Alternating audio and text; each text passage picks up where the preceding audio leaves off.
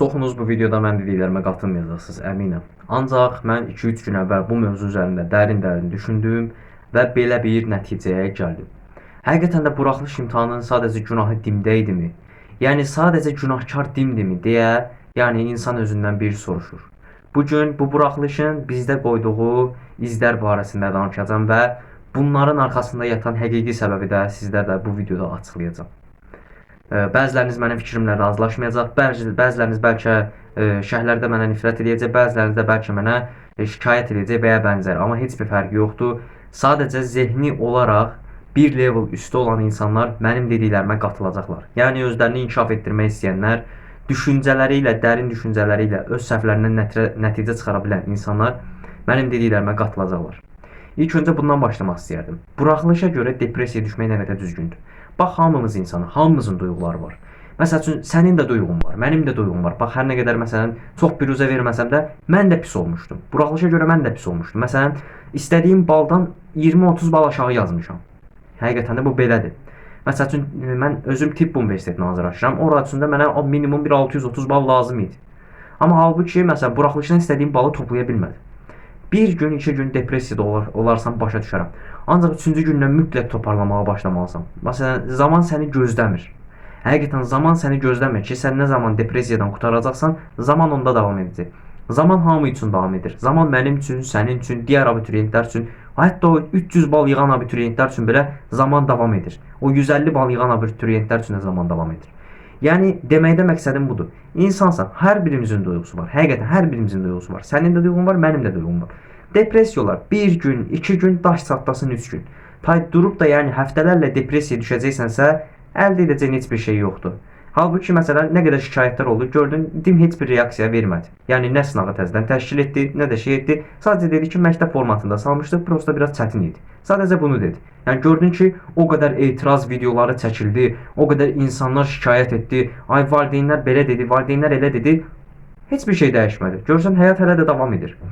Yəni depressiyaya düşürsən tamam, amma unutma ki, sən depressiyada olan müddətdə sənin rəqiblərin blok imtahanı üçün çalışırlar. Bəziləri oldu ki, məsəl üçün bu imtahandan sonra həqiqətən də bir depressiyaya girdi, dedi, "Vəbşə mən blokda oxumuram." Dostum, sənin qazanacaq heç bir şeyin yoxdur. Həqiqətən də heç bir şeyin yoxdur.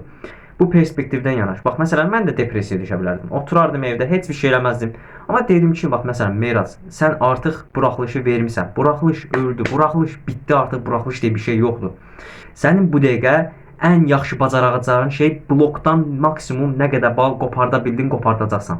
Yəni blokdan maksimum nəticəyi əldə etməyə oynamalısan. Düzdür, başa düşürəm, blok çətindir, səhvlər düzlərə aparır, universitetlər onu təşkil edir, suallar çox çətin olur, buraxılışa nisbətən qat-qat çətindir. Heç kəs blok imtahanı vermir, başa düşürəm. Ancaq əlimizdən heç bir şey gəlmir. Həqiqətən heç bir şey gəlmir.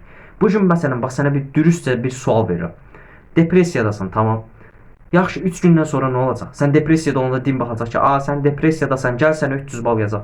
Xeyr, olmayacaq. Olsaydı mən də depressiyada olardım, yəni nə yalan deyim. Olsaydı, həqiqətən belə bir situasiya olsaydı, mən də depressiyada olardım. Yəni baxış açın bu olsun ki, depressiyada olmaq sənin rəqiblərindən dava atır. Çünki məsələn, sənin bir rəqibin ola bilər. Gəl 2 nəfərlə nümunə verim. Məsəl üçün Əli ilə Əhməd olsun. Hər zamanki nümunəmizlə gedək. Məsələn, Əli buraxılışdan yazıb 240 bal, Əhməd də yazıb 240 bal. Məsələn, Əli 280 istəyirdi, Əhməd də 280 istəyirdi. Ancaq 240 yazdılar. Əli neynədi? 1-2 gün biraz pis oldu. Təbii normaldır. Yəni insandır, hamımız pis ola bilərik. İstədiyimiz nəticəyə gəlmədik.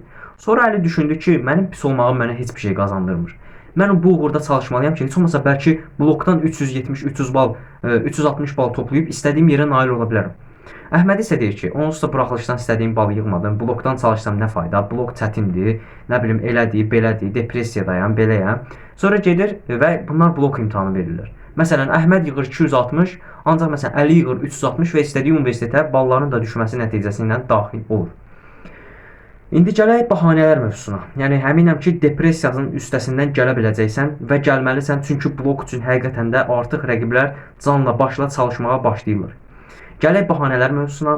Bəli, deyə bilərsən. Bax, haqq verirəm. Həqiqətən də düz deyirsən.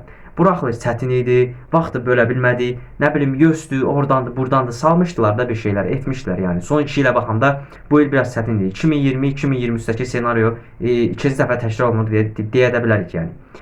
Ancaq bir düşün, həqiqətən %100 günah dimdədir, yoxsa səndə də bir günah vardır. Bax, bir sual verəcəm, ancaq çox dürüst olmağını istəyirəm. Həqiqətən də bax, DİM-in imtahanı 1-2 nəfər çıxmaq şərti ilə deyirəm. DİM-in imtahanı keçən ilki səviyyədə olsaydı sən 300 yığardın, yığmayardın? Bax, dürüst bir şəkildə bu suala cavab ver. Əgər yox deyirsənsə, deməli günah tam %100 DİM-də deyil. Başa düşürsən məni? Məsəl üçün sən indi 210, 200-lərdə bir şey yığmısan, lap 170, 180-də yığmısan. Keçənki kimi olsaydı 300 yığardın. Bax, dürüst ol, çox xahiş edirəm. Deyərdin ki, məsələn, yox 250, 260 yığardım. Deməli %100 xəta DİM-də deyil. %100 xəta. Bax, demirəm xətanın heç biri DİM-də deyil. Məsələn, xətanın 90% DİM-də ola bilər. 95%, hətta bilmədən 99.9% DİM-də ola bilər. Amma nəticə etibarilə 0,1% xəta səndədir. Və o xətanın məsuliyyətini öz üstünə götürməlisən.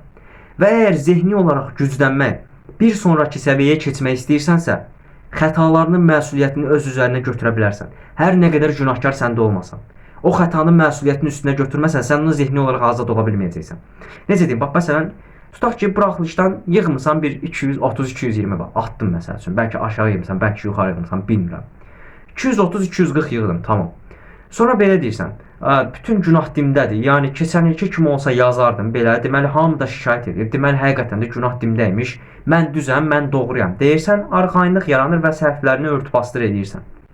Ancaq belə deyirsən ki, məsələn 230 yığdım. Düzdür, haqqına girməyim. DİM də çətin salmışdı. Zaman bölgüsü də pis oldu. Gözləyirdim keçənki kimi olsun. Ancaq olmadı. Amma deyirsən ki özünə, bunun biraz da məsuliyyəti məndə idi. Məsələn, bir tık da çalışsaydım, məsələn 250-260 intervalına qalxa bilərdim.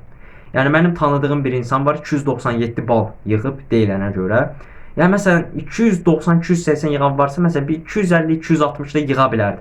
Yəni özünə dürüst olmalısan. Bu mövzuda həqiqətən də dürüstlük çox önəmlidir. İndi dürüst olub olmamaq sənə qalmış bir şeydir. Sən günahı DİM-də görə bilərsən, özündə günah görməyə bilərsən, bu sənin şəxsi işindir. Ancaq həqiqətən də zehni olaraq daha da güclənmək istəyirsənsə, hər nə qədər xətalar səndə olmasa da, məsuliyyəti bir yetkin bir insan kimi, yetkinliyə girəcək bir gənc kimi öz üstünə götürməlisən. Və bu sürü psixologiyası da buna daxildir. Bax, bir situasiya düşün, tamam. Sən buraxılışdan çıxdın, suallar çətin idi, eyni bu səviyyədə idi. Amma ətrafdaşların reaksiyası belədir. Çox asan idi, yaxşı yazdım, əla idi, belə idi. Məsələn, amma sən deyirsən çətin deyə özlüyündə. Belə deyərdin, bəlkə də suallar həqiqətən asan idi, mən bir şey bilmirəm. Bax, dürüst ol, bunu düşün. Məsələn, bir insan məsəl üçün deyə bilər ki, məsələn, birinci testdə cavab A-dır. Ancaq bütün sinif deyər ki, birinci testdə cavab B-dir. Bax, A düzgün cavab ola bilər. Ancaq sürü psixologiyasına görə gedib deyəcək ki, cavab B-dir. Deyəcək, özünə şübhə eləyəcək. Görürsən, deməli 31 nəfər düzgün dedi. Yəni mən səhv ola bilərəm. Yəni cavab, bax məsələn, hər nə qədər A cavabının üstündə qalsan, A ilə B arasında şübhəyə düşəcəksən. Bu hər zaman olur. Bunu bəlkə də uşaq vaxtı məktəb dövründə yaşamısan. Olmuş bir şeydir. Məsələn, bütün siniflikcə, məsələn, sinifin ən savadlı uşağı məsələn bir cavab deyir, 2-3 nəfər ardınca sən də o cavaba qoşulursan. Halbuki məsələn həllindən heç xəbərin yoxdur. Bax, bu perspektivlə yanaşmağını da istəyirəm. Yəni %100 günah DİM-də deyil. Yəni bütün günahı DİM-ə yükləməklə əslində özünü aldatmış olursan. Mən demirəm DİM günahsızdır. Bax, mən onu demirəm. Ancaq bir qism günah bizdədir. Yəni səndədir, hətta məndədir. Bax, məsələn, mən belə. Məsələn, son günlər biraz daha çox çalışsaydım, məsələn, listeningi biraz aksatmışım, biraz daha listeningi çalışsaydım, birinci listeningin olacağını təxmin etsəydim, bəlkə də mövcud baldan 20-30 bal aşağı yazmamışam, 15-20 bal aşağı yazardım, fərqi tez blokla qapada bilərdim. Amma olsun, nə eləmək olar? Ölən öldü, gedən getdi, artıq məsələn biz burada səsimizi də çıxartsaq, tutaq ki, buraxılış imtahanı təzədən təşkil olundu, DİM etirazlara baxacaq, əsəbləşəcək, daha çətin salacaq. Bu da bizə lazım deyil. Yəni məsələn, mövcud balımızdan aşağı yığmağı kim istəyir, həqiqətən? Yəni düşüncələrimə qatılıb qatılmamaq sənin şəxsinə qalmış bir şeydir. Ola bilər, məsələn, deyərsən ki, tamam mən məsuliyyəti öz üstümə götürürəm və blokdan çalışmağa başlayacağam. Ya da deyə bilərsən ki, Meyrad, mən sənə qatılmıram, sən haqsızsan, mən depressiyada qalmağa davam edəcəm, hər şey yaxşı olacaq. Buyur, seçim sənindir, qərar sənindir, heç kəs səni burada heç bir şeyə məcbur etmir. Amma həqiqətən də zehni olaraq bir üst səviyyəyə keçmək istəyirsənsə, məsuliyyəti tək imtahanda deyil, həyatda belə çox şeydə məsuliyyəti öz üstünə götürməlisən. Çünki ən güclü insanlar ən çox məsuliyyət daşıyan insanlar olur. Bugünkü videom bu qədər idi. İzlədiyin üçün təşəkkür edirəm. Sağ ol. Salamat qal.